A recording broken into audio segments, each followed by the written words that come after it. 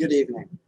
I'm Al Miner, founding director and chief curator of the Georgetown University Art Galleries, which stand on the land of the Nakachuk and their descendants, the Piscataway Conoy people.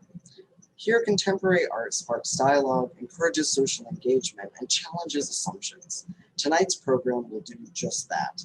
Not a webinar, but rather an interactive forum, all surrounding a question we should ask ourselves more often. What does it mean to be American? Tonight, two speakers who probably wouldn't have met otherwise will kick off that conversation. Mike Gonzalez is an author, journalist, and foreign policy specialist. He served under the administration of George W. Bush and is currently a fellow at the Heritage Foundation, which works to promote conservative public policies. Interdisciplinary artist Sherrill Roland is here as well. Sherrill's work in various mediums challenges assumptions around key political issues. His project, the Jumpsuit Project, is well known for the way that it ignites conversation about mass incarceration. To introduce tonight's moderator, I turn it over now to our co-sponsor, the Georgetown Humanities Initiative. Good evening. My name is Nicoletta Pireddu, and I am the inaugural director of the Georgetown Humanities Initiative. Under the auspices of Georgetown College, this initiative promotes interdisciplinary collaborations across departments for research, pedagogy, and public-facing projects that demonstrate the enduring value of the humanities for the understanding of the human condition. I wish to thank Professor Al Miner for this exciting partnership between Georgetown Humanities and our university's art galleries.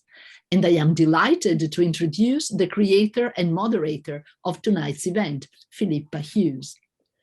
Alexander Calder claimed that the next step in sculpture is motion.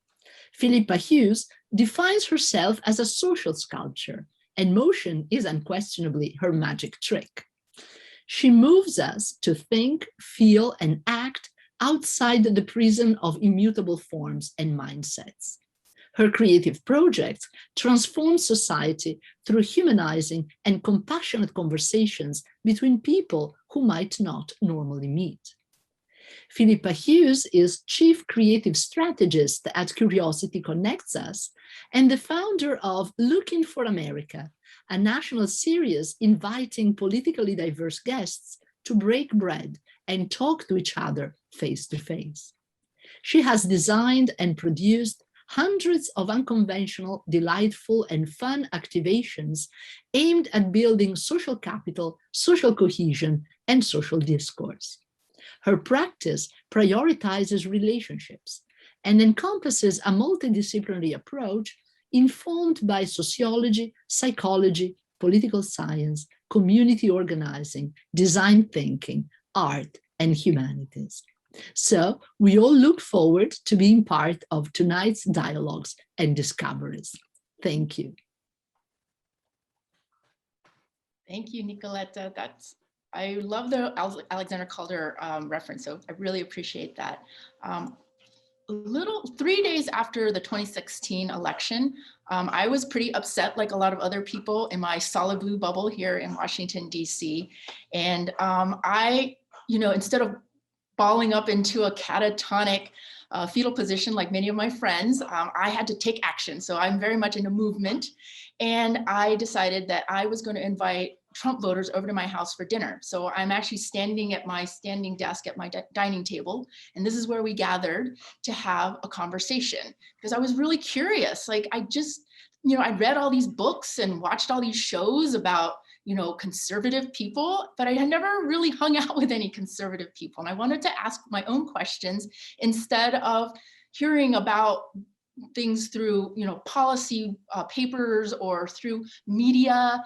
I wanted to ask my own questions, and that's what I did. And, people came over. There were 6 of us, 3 of them and 3 of us. And they came through this door here, and we just started arguing right from the very first moment we met. And we argued for the whole evening. And then we actually hugged and took a group picture. And it was awesome. I had never had a conversation like that before. And so I just did that over and over the next 2 years after that, trying different things. I'm very involved in the art scene here in DC, so I started integrating art and artists into the conversations because that's what I know. And eventually that turned into a national project called Looking for America, in which I traveled around the country. I went as far as Anchorage, Alaska, El Paso, Texas, which I had no idea how far that was. Like, that's really way out there. And I would curate art shows in each place with local artists answering the question, what does it mean to be American in your community? And I organized large scale dinners in each place with people from across the political spectrum, because that was a more natural representation of America. It wasn't, what I started to realize was that, you know, we have this sort of national conversation of us versus them, red versus blue. But in fact, people's views are much more nuanced than that. There were like all these points on the spectrum in between the far extremes of both sides. And that's when the conversations got really interesting. And so we've continued those conversations as much as we can on Zoom, on digital means, and we've tried to integrate different artistic ways of making those conversations, you know, more fun, more delightful, as Nicoletta mentioned earlier, and just really trying to create a space in which it's not a space of conflict, it's a place of understanding. We're not trying to persuade, we're simply here to see each other's humanity and to see that we could disagree on everything and we can still share our humanity together. And so that's where we're at for tonight. We've got two amazing speakers who I suspect are pretty different. I've had a conversation with each of them. I mean, I'm gonna say it right now, like probably Mike and I disagree on everything, but I kind of like the guy, I gotta tell you. So we're gonna have a little conversation. But I wanted to tell you a couple sort of theoretical things that have informed the way I've organized these conversations, just so to give you a little bit of more context. There's an organization called More in Common, and they've done a couple studies that I think are really interesting. One is called the Hidden Tribes. And what they found was that 77% of Americans are what they call the exhausted majority. They're not polarized. In fact, they're sick and tired of the polarized conversation that's very loud, that's happening between a minority of people on the left and right. And so that gave me hope that we could actually find our common ground together. The second study they did was called the Perception Gap. And that was so interesting. What they found was that people who are on those, especially the ones who are on their extreme ends, but generally just anywhere on the spectrum, we completely misunderstand who the other side is. We believe, for example, us Democrats believe that I apologize, I forgot to write down the number, but we believe that most Republicans do not have a high school education. They're undereducated. And it turns out, of course, that this is an incredibly wrong perception of the other side. And so there's like a whole series of things in which we completely misunderstand who the other person is. And so on that point, bringing people together into conversation helps us to literally see that this person is not what we thought they were. And there is another theory called social contact theory that says that even being in the mere presence of somebody who's different from you can help reduce discrimination between those two groups of people, because you start to see them, one, as humans, and you start to see that they're not what you thought they were. They're not the ogres that you thought that they were going to be. And then finally, a fourth study that inspires the work is one that was done by two sociologists, Jonathan Haidt and Dalton Keltner, in which they did a whole study around the idea of awe. And they said that what they found was that when people feel a sense of awe, they feel more connected to humanity. They feel more connected to each other. And one of the best ways to inspire awe is through art. And so that's where we're at. I want to use art and dialogue and our social connection, our social in discourse, to create more sense of social cohesion between us, to help us understand one another. Now, one of the things that happens, though, is that we often, as I mentioned, we often go into these conversations ready for conflict, and because we think we have a position that is the right position, and all those other people are idiots for thinking something differently from us. So I'd love for everybody who's on the call right now to actually unmute themselves, So if you'll unmute yourself right now, and what I want you to do is close your eyes. Everybody close your eyes, and I want you to repeat after me. I'm going to ask you to repeat 3 things, and repeat out loud, please. Okay, close your eyes and say, I am always right. I am Always right. I know everything. I know everything. I have nothing left to learn. I have nothing left to learn. I can't say that. Terrible. If y'all would put yourselves back on mute, and I'd love to hear in the chat, those of you who are in the audience, we're gonna keep going, but I'd love to hear how you felt, like how saying those things made you feel. And just put those in the chat real quick while we continue on. One of the ways that we frame these conversations is that, you know, we have to have, it's embarrassing and silly. Yes, it's dishonest. I love these comments. Thank you. You feel ridiculous. Okay, keep them coming. Keep them coming. I really want to collect these. These are so great. Okay, so one of the ways in which we want to frame these conversations is that we want to like come to some agreement on, you know, how we're going to proceed, because, you know, it's sort of like when you step into, what we want to do is create the space where you're going to step away from that space where people are yelling and screaming and they don't, you know, people say, I can't talk to you. We're going to come into this new space in which we can talk to each other. And here are some agreements that we're going to work within.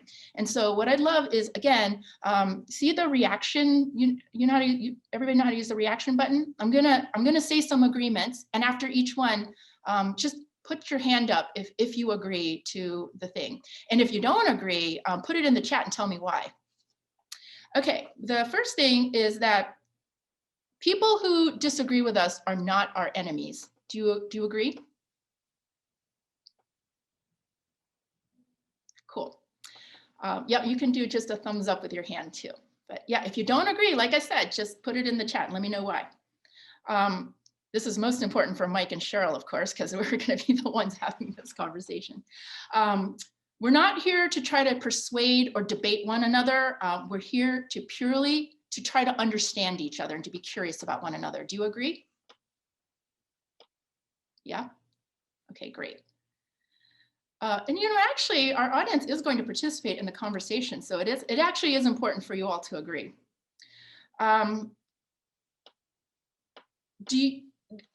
One of the things that I found is that, you know, once we put a label on somebody, it's really hard to get past that label. So do you agree that we're going to see the person and not the label that we've given the person? Normally when I do these conversations, I don't actually give a hint to, you know, which side of the political spectrum you might be on, but we kind of already probably figured that out. So let's just say we're going to look past that. Do you agree? Great. Will you assume best intentions of each other? Yeah, great. And the most important one of all, will you admit when you're wrong? Mike, Sherrill, yeah. Okay, great. So those are the rules that we're going to operate under. And if for some reason somebody strays outside of these rules, all of us are allowed to say so. Like, let's point it out, let's call it out, and say that somebody has stepped outside the boundaries that we have all agreed to. Okay, now one of the really important things that we want to do is to share a little bit about ourselves beyond what our label is, what our political perspectives are. And so what I'd like to do is ask Sherrill and Mike, we're going to tell, and I'm going to do it too, we're going to tell a story based using an object of some sort about, you know, how we, like an object that represents what it is to us to be American. And so I'll kick it off. And if Candace could put my object onto the screen, I'll tell you a quick story. This is a picture of my family. My mother's side of the family are Vietnamese, and they came to the US in 1975. In April 1975, they had to flee for their lives because My uncles were in the military. My family had money and they were educated. And that meant that once the communists took over, they would basically either kill our family or send them to these re-education camps, which meant basically torture. And so they had to flee the country. They did not speak English. And when they came to America, they were put into like these, they're all Vietnamese people came to these 4 like processing places before they could be sponsored into communities. And so our family ended up in Fort Chaffee, Arkansas. And so this is them in Fort Chaffee, Arkansas. And I really love this picture of them. I was not there, but these are like my uncles and some cousins of mine. And I love seeing them in this picture. They've just arrived and they don't look entirely thrilled. Like they're sort of, some of them are sort of smiling, but like they didn't speak English. They still, like, you know, they came with the clothes on their back and maybe a bag. They had nothing. And yet today, you know, I have younger cousins now who are pharmacists, optometrists. One cousin works at NASA. My uncle owned a chain of like convenience stores in Houston, Texas. Like this was the beginning of their American dream, and they achieved what we all want, is like this a dream where we all our cousins got college educations. They achieved professional degrees. Like it's the dream come true. And so this picture for me symbolizes the beginning of that journey of our family's American dream. So that's my story. I thought we could go next to Mike. He has a video that he sent over to us earlier. And so Candace is gonna put the video up for his story. I guess we'll watch the video real quick.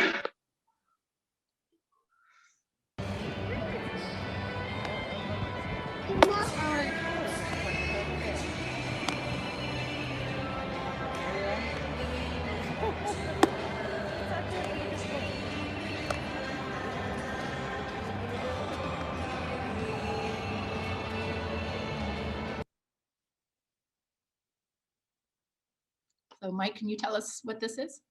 Yeah, sure. And thanks a lot, Philippa and Samantha. It's been wonderful to get to know you.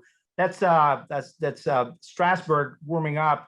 I took my son to a doubleheader about 3 weeks ago, and this is between innings. I was working, and my son, who's 12, said to me, one of my sons, "Hey, Dad, you're very close to one of the best pitchers in the world, and you're working on your iPhone."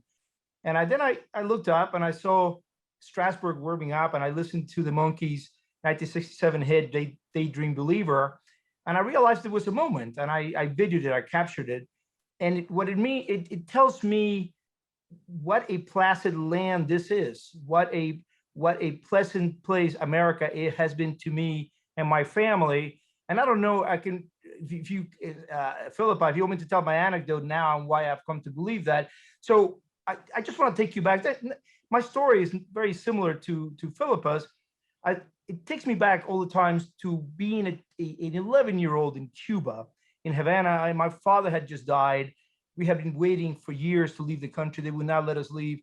And then I received this letter from New York from a man I didn't know.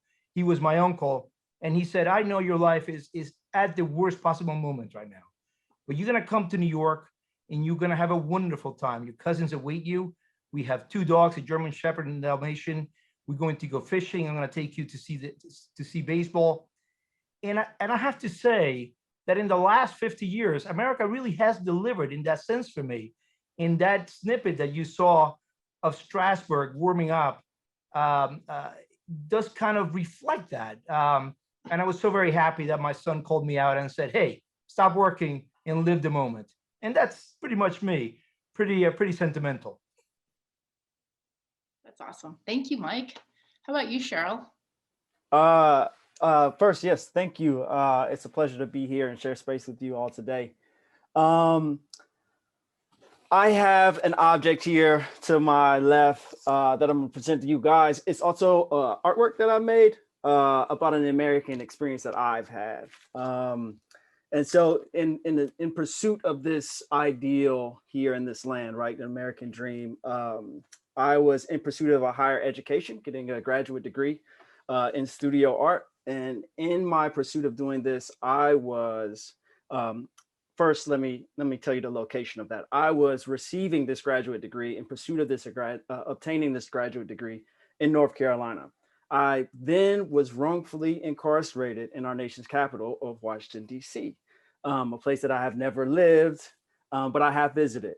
And in this, I was found guilty and sentenced there. And unlike my home state of North Carolina, everything there, most of everything there is a federal, will be charged. Every offense and charge mostly is charged as a federal charge. And so within that space where I was incarcerated, served my full amount of time, became exonerated, I've returned to school, like was mentioned earlier, and began a project called the Jumpsuit Project, where I wore an orange jumpsuit every day until I graduated. I began to make objects out of this experience. This right here is a closed net mesh bag. It was given to us while we were incarcerated. And within it, this big stack is paper tied with shoestrings. And this is an object that I recreated, something that we had, something that we developed while I was incarcerated. We had not that many opportunities to convene as a group, not many opportunities to learn, not many workshops within the correctional facility. We did have access to the chapel. We did have access to a law library.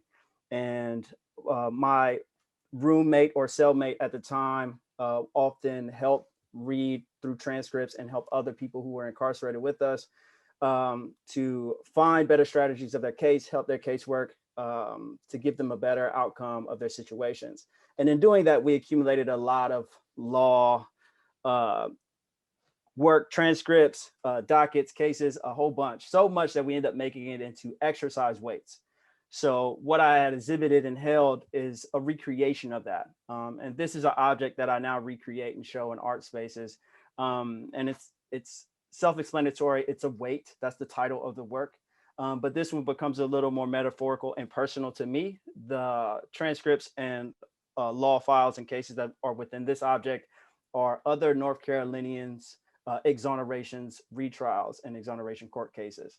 So it becomes metaphorical of the weight of this experience, like how much does that weigh, and all of that and details in that.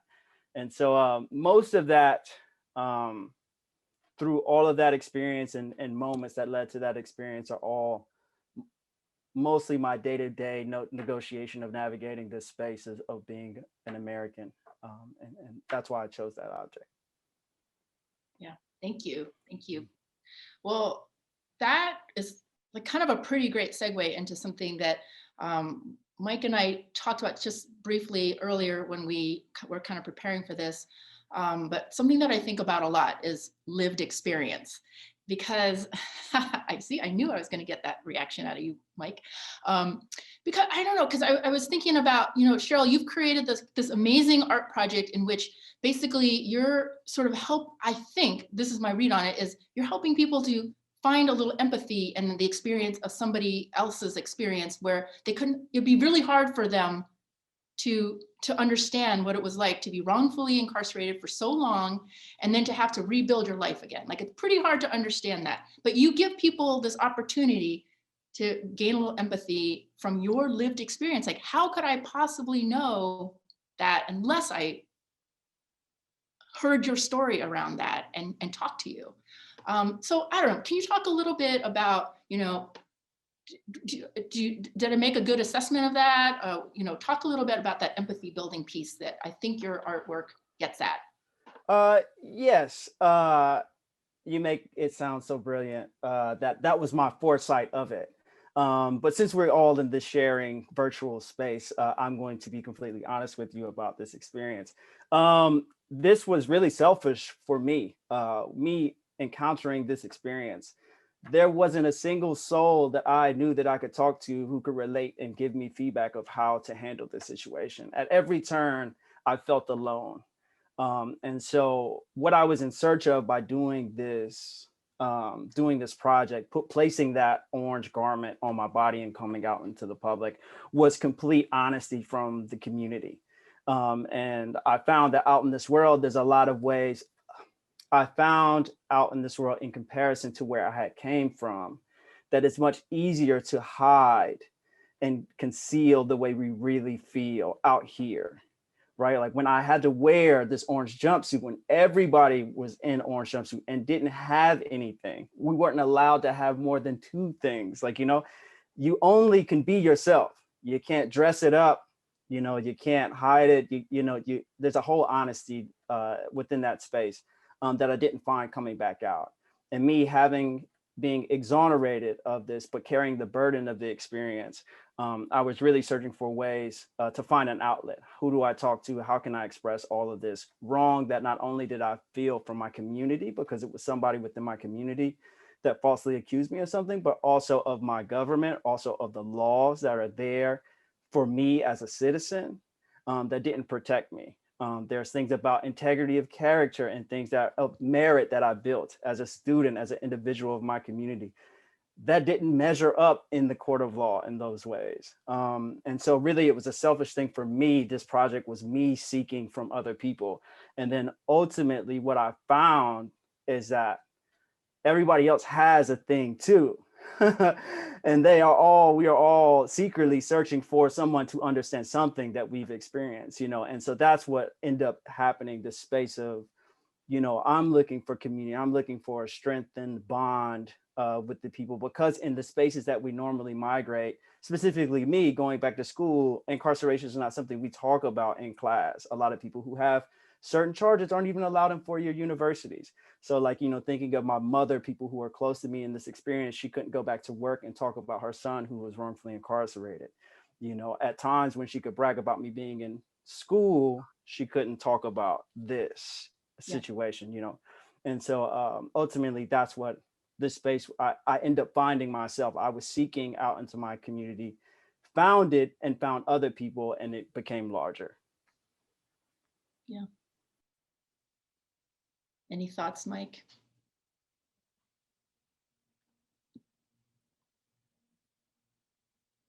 Sorry, I'm unmuting up. Yeah, I mean, it's such an inspirational story.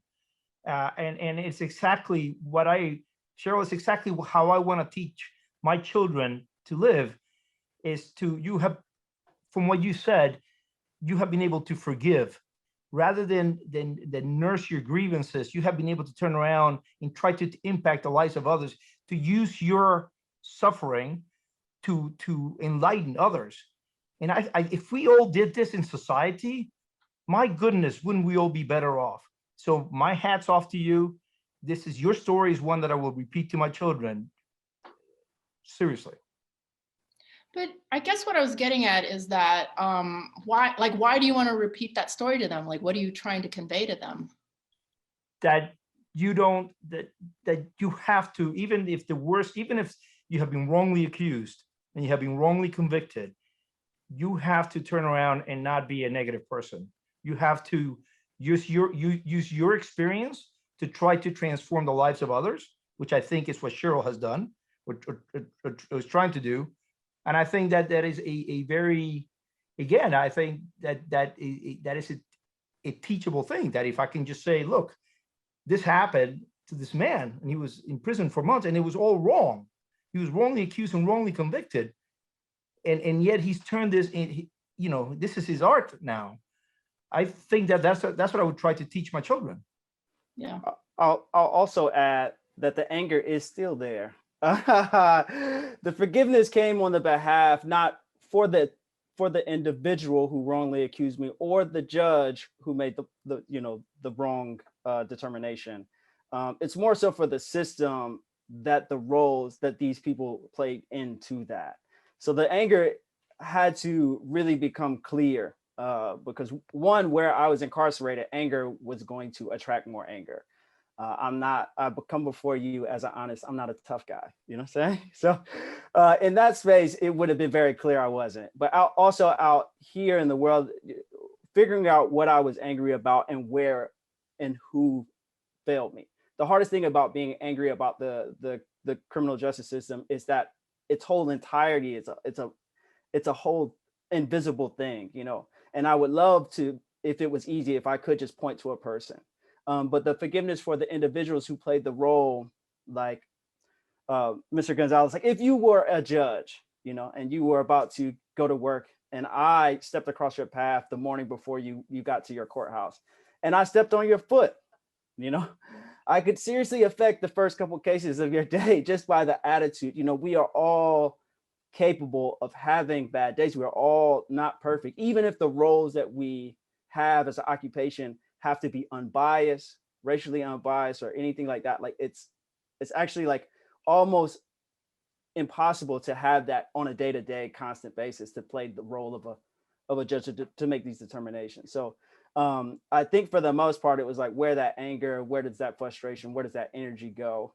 But I can find myself in these other people because I know that I'm not perfect and I can make a mistake.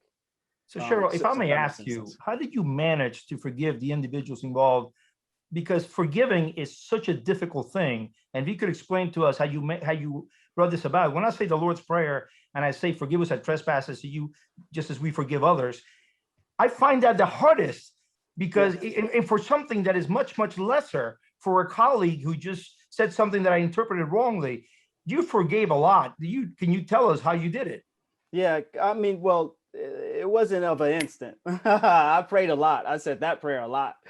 You know, I mean, even though you can't, it's hard to really comprehend the time of being isolated in those spaces, like 23-hour lockdown, being in a space you didn't choose with somebody you didn't pick, and having everything stripped away and not having access to your support system or people you confide in.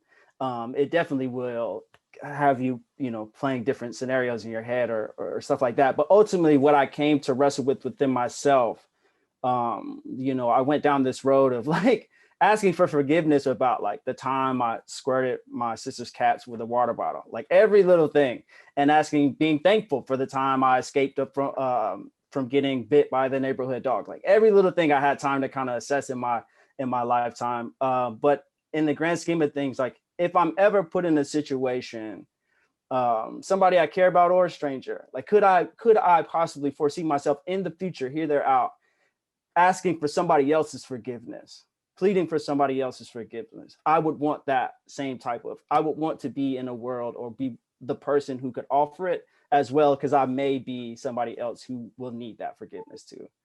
Because again, we're not perfect. And you know, I'm a good guy, you're a good guy. You know, we're all good people who probably don't see us making mistakes or doing anything wrong, but it doesn't mean that you're incapable of doing it. You know, you could piss off your son, or, you know, and you're gonna have to come to him wholeheartedly and ask for his forgiveness. And that ability, that exercise, has to be in practice. It's not a one-time thing. You know, in order to want that thing, you also have to practice it. Please call me Mike. And I ask my family members for forgiveness all the time because I have to. Well, Sherrill, I really like, you know, this idea of like how you used your lived experience, but you're actually trying to address the systemic issues, and it's not about individual, you know, forgiveness, or I think it's not really about forgiving this one person. It's about changing the system. So you don't even have to like be in a situation where you have to forgive and be angry. I want to make kind of an abrupt pivot to make sure that we touch on a lot of other things. So normally I wouldn't want a conversation to be so, you know, I would like it to flow a little bit more, but I wanted to kind of pivot over to the, Mike, and talk a little bit about the book that you wrote on the myth of identity politics. Can you talk a little bit about, you know, your theories on why identity politics, I think in your words, is destroying America? Yeah, so what I want to draw a distinction between real identity, like was born in Cuba, that is a real history. There is Cuban food. There are different kinds of Cuban music. I lived in Spain as a child. My grandparents are Spaniards. That's a real place. And the categories that are made, that have been built on purpose as a political project, in which the people who created the categories do not hide this. If you read Angela Harris, I've been spending a lot of the last 2 weeks on planes, so I read a lot of essays by people like Derek Bell, Angela Harris, and so forth, and they're quite open about the fact that they have created categories, for example, Hispanic or Asian American, and so forth, with the political purpose to change the system. And that is what I think, that is what drives the identity politics that I speak about.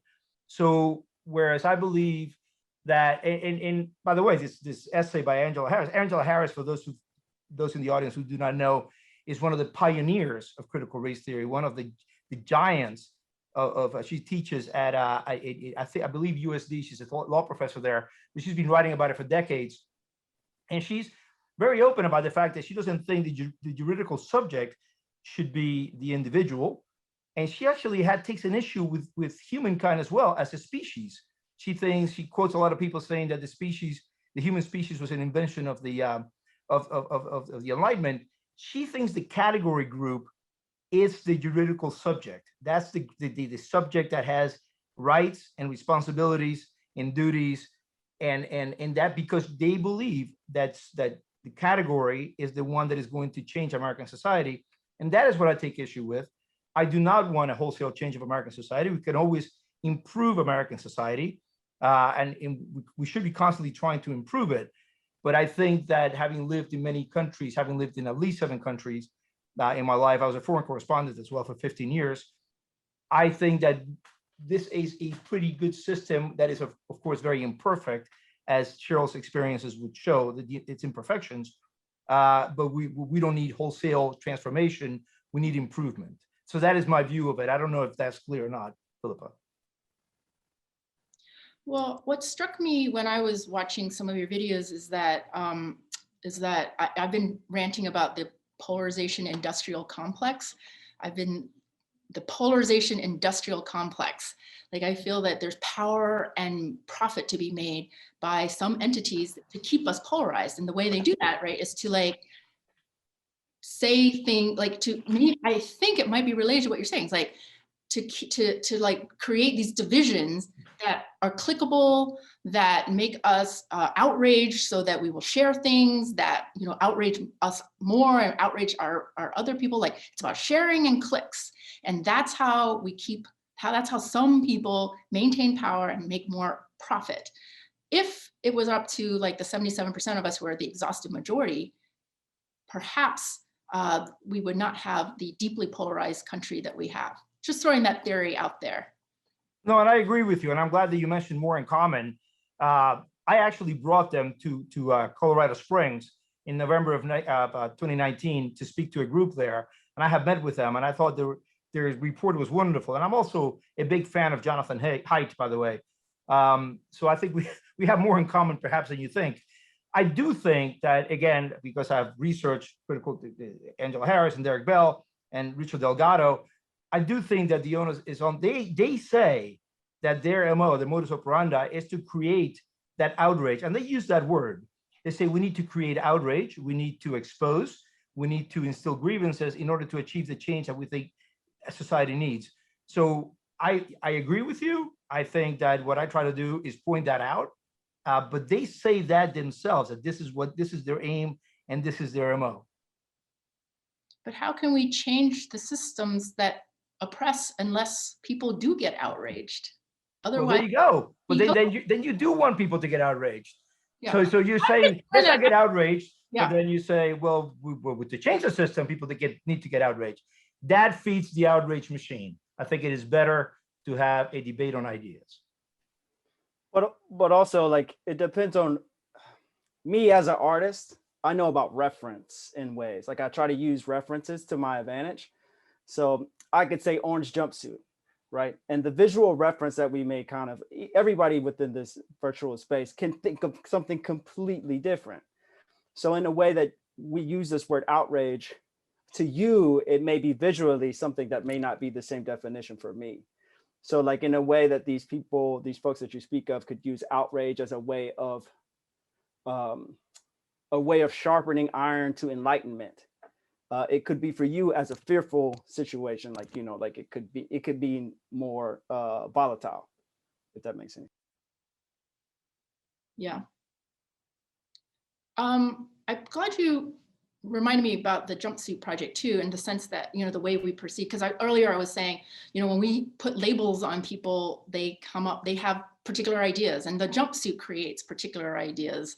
When you see the orange jumpsuit, what if I were wearing an orange jumpsuit? Probably people would think it was a really cute outfit. You know, I think. can you talk a little bit more about the way people perceived you when you were wearing the suit, the jumpsuit? Yeah, I mean, I did a lot of learning as well while being in the orange jumpsuit. The way that I have been told to protect my body never came so close as actually like being incarcerated and having my body being taken in that way, or being seen as something that it wasn't. Like, you know, the toughest part of that whole situation is continue to plead and stick up for myself, right? Like, this is who I am, and it being totally overshadowed by something else. So like with this jumpsuit, me wearing it, it's not a real jumpsuit. It didn't have letters on the back or numbers across the front. I didn't have any handcuffs. It's not Party City costume material, you know, and I wore it with my backpack and things of that nature, but still my body being in the presence of that university campus, it incited fear in a way. And so there was people calling the police, campus police, from a distance. There was people who ran from me literally 5 feet away from me. Like, you know, there was a number of different reactions, but mostly my whole act of doing it is that it's not real. You know, it's just the suit. Why is it that my body sets this alarm off within the suit? Yeah.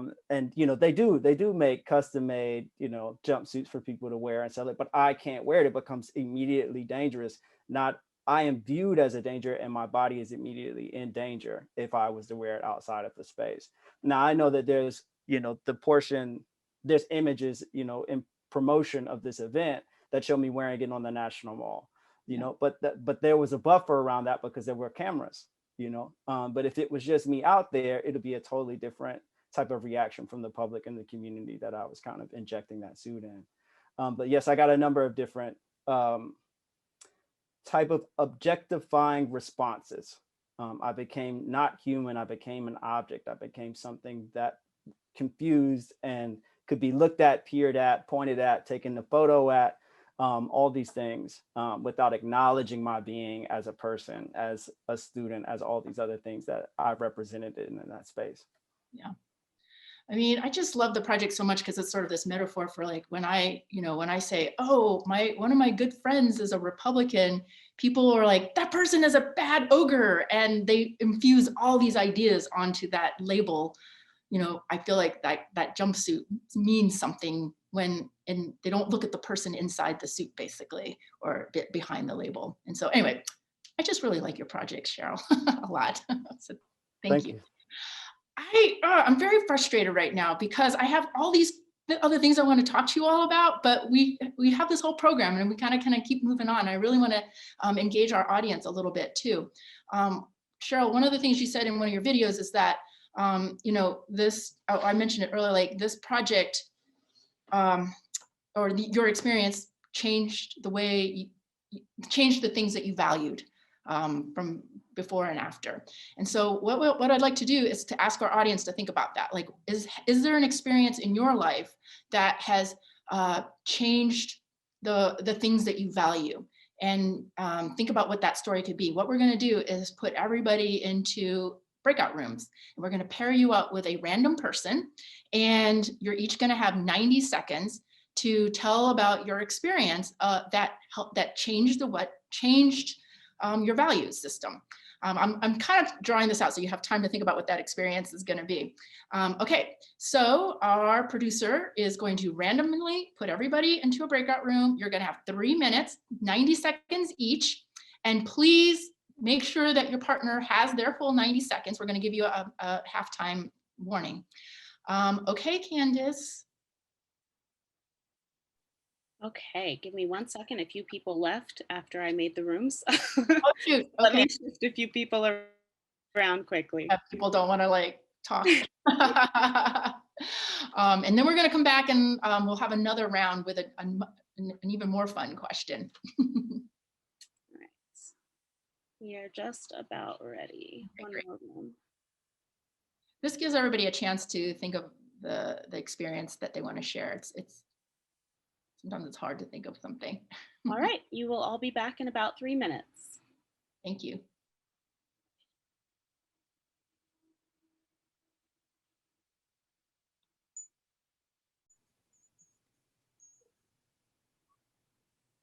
Okay, welcome back, everybody. Thanks for telling your stories.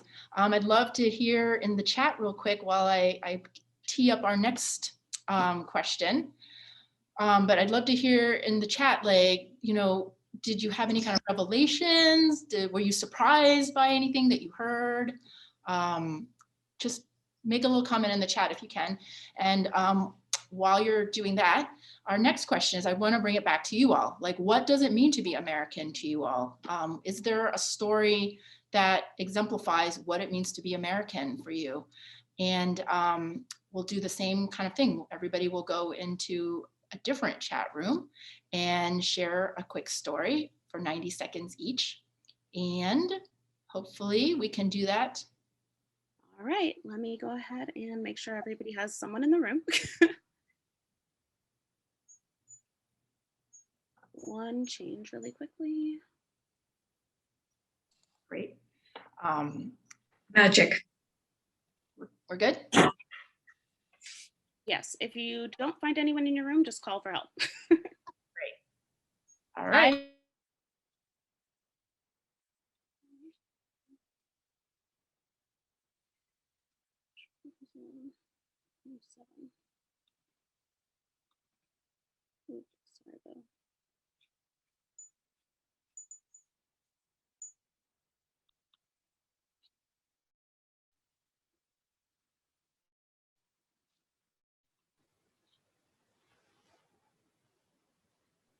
That went by way too fast. So we're gonna have to do this for a longer time next time, Al. All right, so I hope we were able to, everybody was able to tell their story, and I'd really love to get a little bit of feedback on what it means to you to be American. And so we're gonna do a little activity. We're gonna make a little word cloud. So hold on while I share my screen with you. What you're gonna do is you're gonna go to a website called menti.com. Candace, would you mind putting that into the chat for everyone? So you go to menti.com.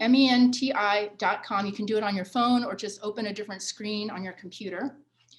And when you open that screen, you will see a place to put this code in. So it's 7143670 is the code. And it'll ask you to just type in, you'll just type in 1 or 2 words. You can do 3 different meanings if you want, and just tell us, like, what does it mean to you to be American?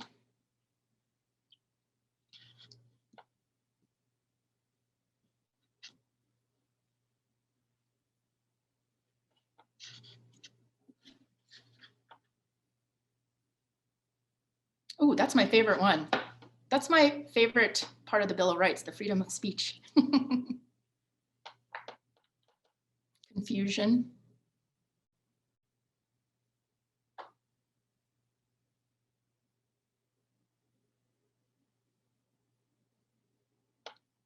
Anyone else?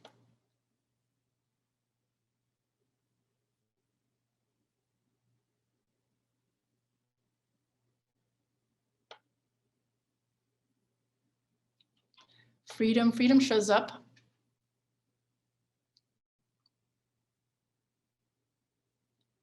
Chocolate chip cookies, yum.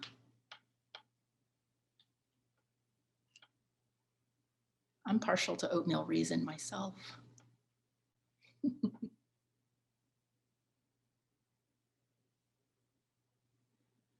mean, it means a lot of different things to be American.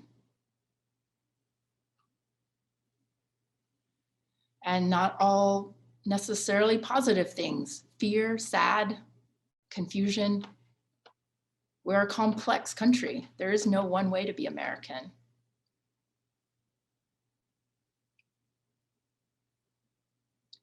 Bacon. Whoever said bacon is, I gotta know you.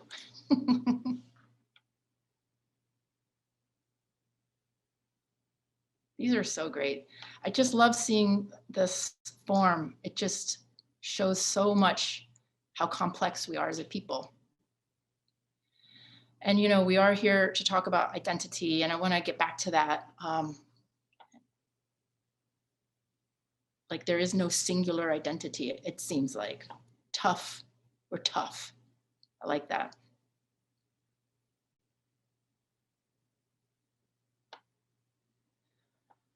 I'd love to hear your thoughts in the chat about, you know, if any of this, what you're seeing surprises you.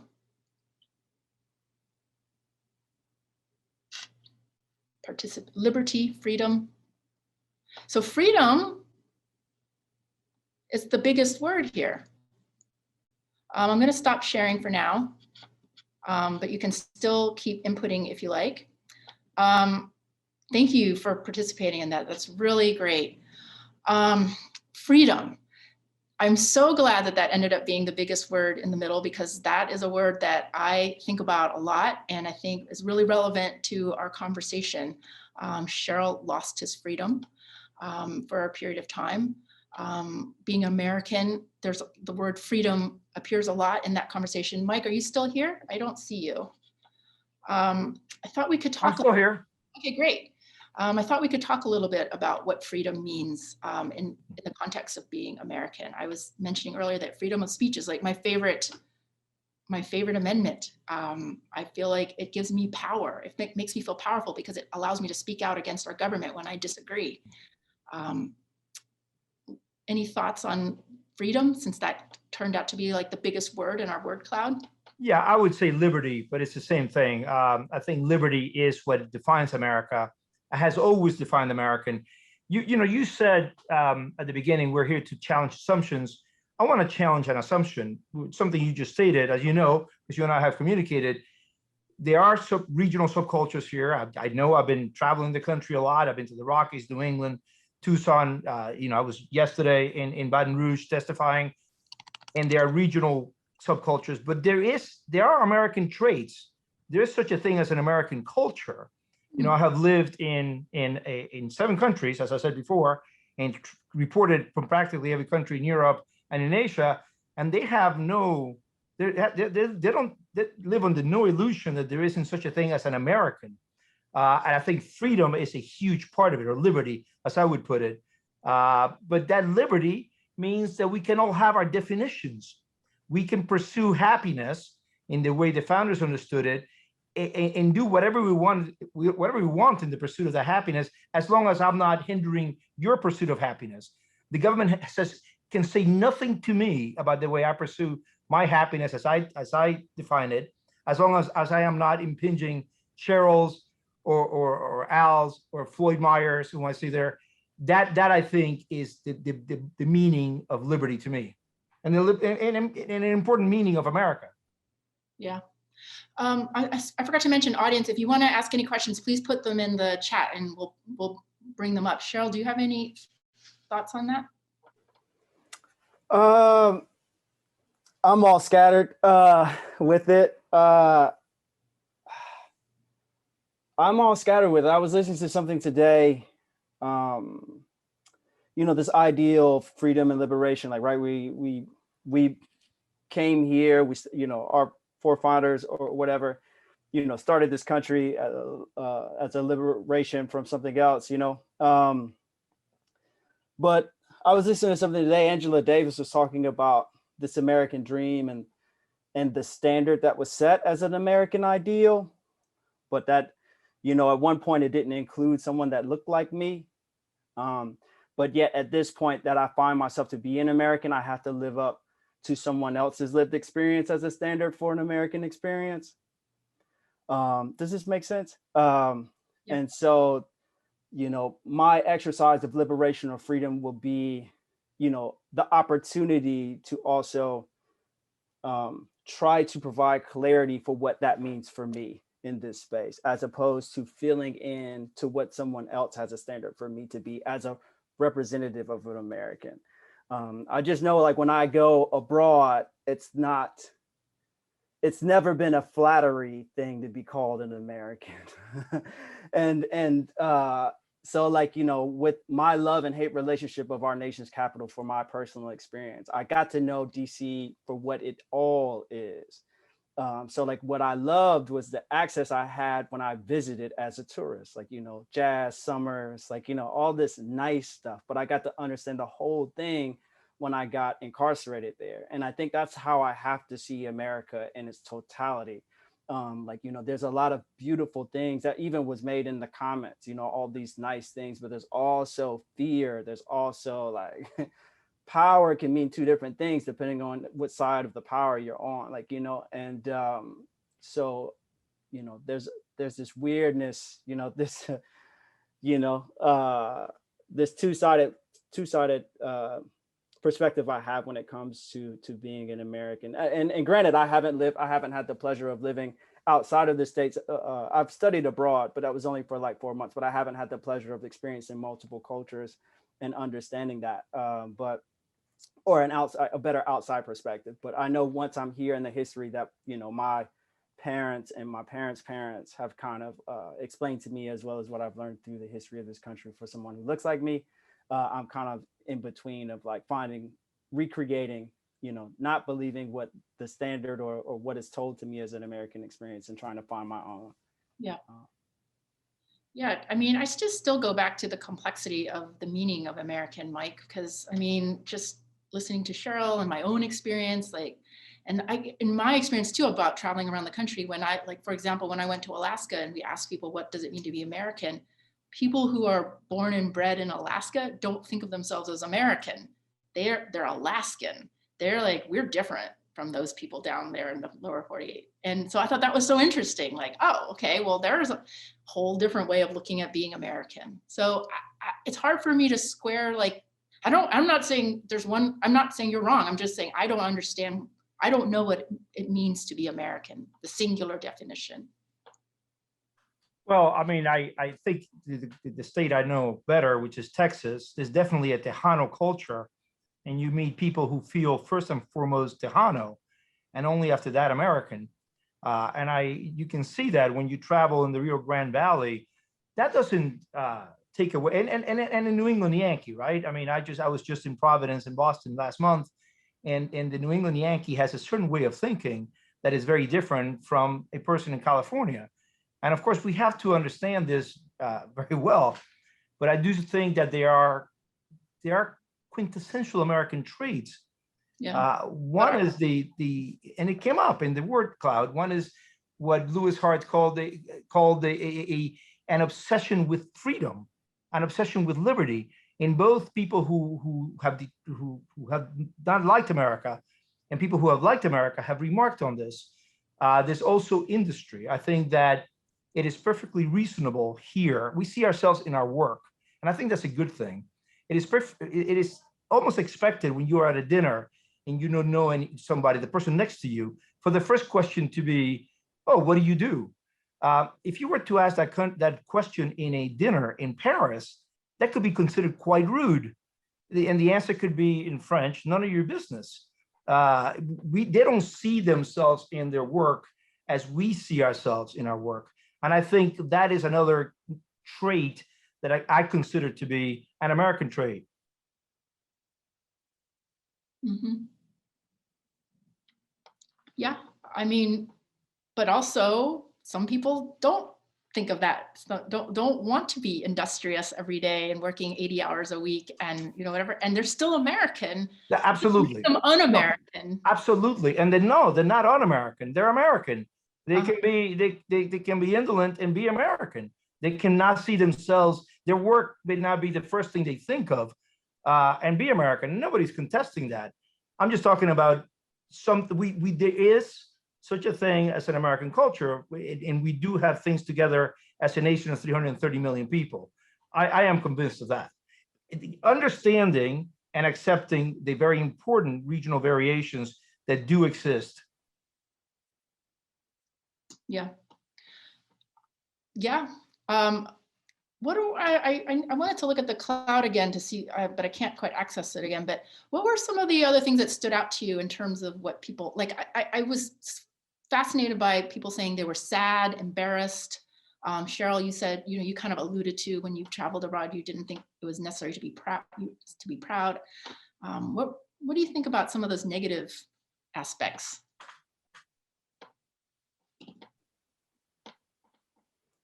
Are you talking to everybody, or was that directed at me? Either of you. I mean, just, yeah. I thought it was You know, Sherrill.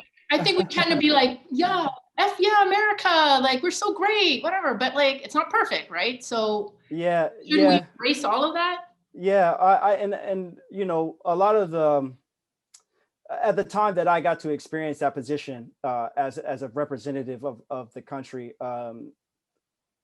you know, I was surprised at the window in which that could display the complexity of me being an African American male coming, a Black male coming from America. So like what was perceived and put on me was only things that kind of reached further, you know, across the pond. And that was a very like intimidating thing of you know, objectifying me before getting to know me, and certain things that were placed on my body just for what was perceived through media as a representative, or who all people who look like me in America represent. And that was a tough thing for me to kind of like, you know, culture shock, if you will, but it was like a thing that I had to wrestle with when I first went over, and then came on to, you know, our political system, like all these other things that are attached with representing America when going outside of the States. So yeah, it was like, you know, a brand new thing, but I got met with all of that heaviness first before someone was, you know, being envious of where I came from or anything like that. Yeah. Any final thoughts, Mike? Yeah, no, look, I understand Sherrill, and I understand, and his experience, and his experience is not only very valid, but is eye-opening. I having lived overseas for many years, I understand what he's saying. I also look back on the recent finding this week that 54 million people in Latin America alone are contemplating coming here to live here. I have been a pre-American. I have known what it's like to be non-American as a child, and then I have understood what it is to be an American. And I do think that, and I'm going to sound very sentimental again, and I think that's going to challenge assumptions. I do believe still with Lincoln that this is the last best hope for man on earth. Yeah. And I was just thinking about the saying that, you know, what's wrong about America can be fixed by what's right about America. And so that gives me hope for, I mean, we can criticize all day long, but that's why I love the freedom of speech. We have the right to change that. We have the right to speak out, to change that. And so we don't have those rights in many other countries. And so that really makes me happy to be an American, if nothing else. I really want to keep talking to you all. Like I have so many things more I want to say, but it's about 6:45 and I want to be respectful of everyone's time, and I'd love to continue at some other point.